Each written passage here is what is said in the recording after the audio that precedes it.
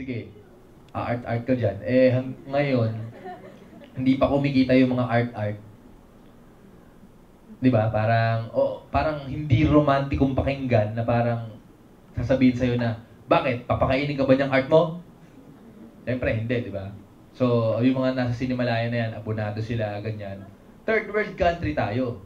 Ang salapi, mahirap dumating sa atin. So, kung ano man ang kayang gawin para makaraos dyan, gawin niya yan, di ba? Ngayon, ang sinasabi ko, wag lang kayo magpapakain dun sa sistema. Sabihin, kung kumita kayo ng kumita sa pag-sell out, gamitin yan over the weekend, pampondo ng inyong indie film. Di ba? So, day job, tapos on weekends, eto ang tunay na ako.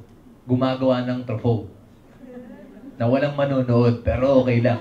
Sa Lunes, pupunta ulit ako sa Star Cinema, susulat ulit ako ng mga gay movie o kaya No Other Woman. Tapos, gano'n ulit.